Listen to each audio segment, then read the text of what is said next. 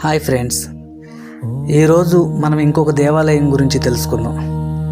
అది మరెక్కడో కాదు, బాపట్ల జిల్లా చీరాల మండలం నుండి 5 కిలోమీటర్ల దూరంలో ఉన్నటువంటి తోటవారిపాలెం అనే గ్రామంలో వెంచేసి ఉన్న శ్రీ పోలేరమ్మ తల్లి దేవస్థానం.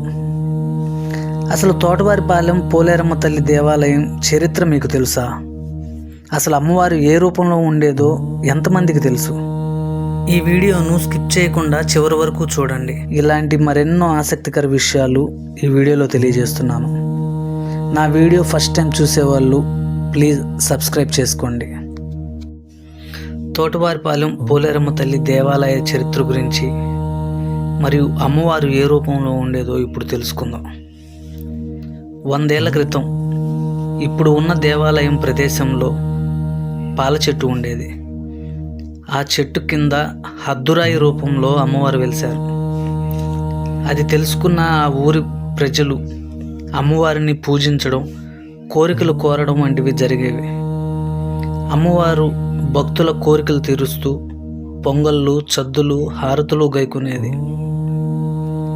అమ్మవారి మహిమను చూసి తమకు దక్కాలన్న అక్కసుతో 1968వ సంవత్సరంలో బచ్చులవారిపాలెం నుండి కొందరు దుండగులు వచ్చి రాత్రికి రాత్రే అమ్మవారిని తస్కరించి వరి చొప్పలో చుట్టుకొని తమ ఊరికి తీసుకెళ్ళిపోయారు.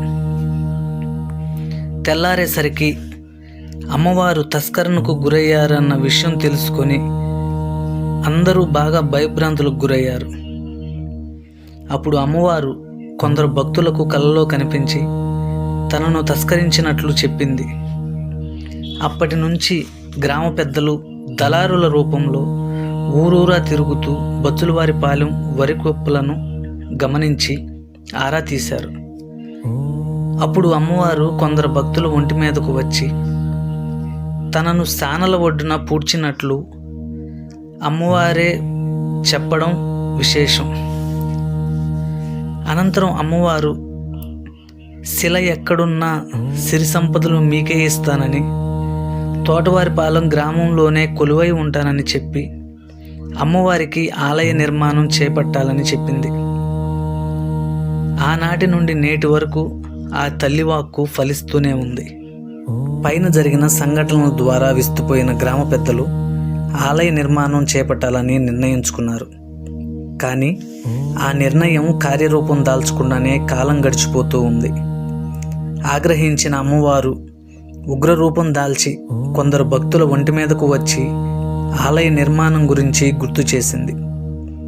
అప్పుడు మల్లెల రామయ్య గారి 2 కుమారులు అయిన యలమంద కోటేశ్వరరావు గారి ఆధ్వర్యంలో ఒక కమిటీలా ఏర్పడి ఆలయ నిర్మాణం చేపట్టారు. కొంతకాలానికి అదే గ్రామంలో రావిపాటి వెంకటేశ్వర్లు గారి 4 గడ్డివాముల్లో మధ్యలో ఉన్న గడ్డివాము తగలబడడం జరిగింది. అప్పుడు అమ్మవారు కొందరు మహిళలకు పూని చెప్పడం, అందరూ వెళ్ళి చూడగా అది నిజంగానే తగలబడి ఉండడం అందరినీ ఆశ్చర్యానికి గురిచేసింది.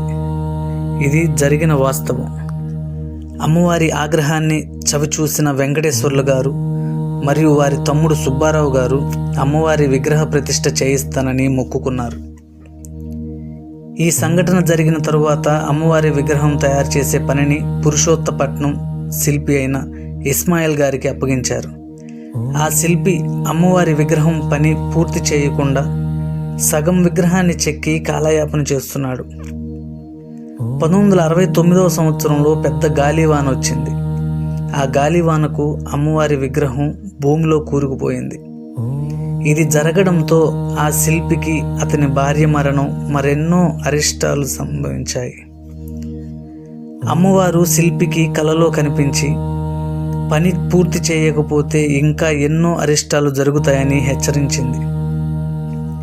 అప్పుడు కనువిప్పు కలిగిన ఆ శిల్పి పట్టుదలతో పని పూర్తి చేసి గ్రామ పెద్దలకు కబురు పంపాడు.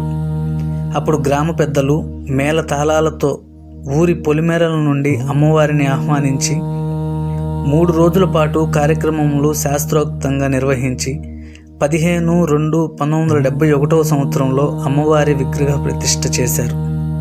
అనంతరం భక్తుల ఒంటి మీదకు వచ్చిన ఘనాచారిని అపహరణ ఎందుకు జరిగింది, ఎలా జరిగిందో చెప్పాలని గ్రామ ప్రజలు ప్రాధేయపడగా ఊరికి చెందిన 2 వ్యక్తుల సమక్షంలోనే ఈ అపహరణ తతంగం అంతా జరిగిందని పేర్లు కూడా చెప్పింది అమ్మవారు.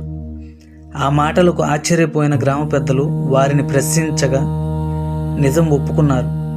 అప్పుడు అందరూ బచ్చులవారిపాలెం వెళ్ళగా నిజం నిర్ధారణ అయింది. తస్కరించిన వారు, ప్రోత్సహించిన వారు వ్యాధుల పాలై మరణించారు. ఇది వాస్తవ సంఘటన. ఇది పోలేరమ్మ తల్లి అమ్మవారి నిజవాక్కు. ఇక్కడ ప్రతి సంవత్సరం పాంచాహ్నికంగా జరిగే తిరునాళ్లలో గురువారం తెల్లవారుజాము నుండి సోమవారం తెల్లవారుజాము వరకు వివిధ కార్యక్రమాలు జరుగుతూ ఉంటాయి. విఘ్నేశ్వర పూజ, శుద్ధిపన్య హవచనము, ఘటదేవతల పూజ, పావనం శుద్ధి కార్యక్రమం, ఘట అలంకారం, సిడిమాను సంప్రోక్షణ, గుడి సంప్రోక్షణ మరియు అమ్మవారి బుర్రకథ కాలక్షేపము జరుగుతాయి. 5 రోజుల పాటు ఘటదేవతల రూపంలో అమ్మవారు గ్రామంలోని అందరి ఇళ్ల నుండి చద్దిని స్వీకరించి గ్రామస్తులను చల్లగా చూస్తుంది. తిరునాళ్ళ రోజు సాయంత్రం 5 గంటలకు జరిగే సిడిమాను ఉత్సవమునకు వేలాదిగా భక్తులు హాజరై అమ్మవారి ఆశీస్సులు పొందుతారు. తదుపరి సాంస్కృతిక కార్యక్రమాలు భక్తులకు కనువిందు చేస్తాయి. ఆదివారం మరియు మంగళవారాలలో చుట్టుపక్కల గ్రామాలే కాక హైదరాబాద్, బెంగళూరు, చెన్నై మరియు ముంబై నుంచి సుదూర ప్రాంతాల నుండి కూడా భక్తులు మొక్కుబడులు చెల్లించుకోవడం అమ్మవారి చల్లని చూపుకు నిదర్శనం. ఎల్లప్పుడూ భక్తుల కోరికలు తీరుస్తూ, కంటికి రెప్పలా కాపాడుతూ, పాడి పంటలతో దీవిస్తూ, అందరి కొంగు బంగారమై కరుణిస్తూ ఉంటుంది ఈ తోటవారిపాలెం పోలేరమ్మ తల్లి. ఈ వీడియో కనుక మీకు నచ్చినట్లయితే ప్లీజ్ లైక్ చేసి షేర్ చేయండి. నా వీడియోస్ని ఫస్ట్ టైం చూసే వాళ్ళు ఎవరైనా ఉంటే ప్లీజ్ సబ్స్క్రైబ్ చేయండి. Thank you for watching.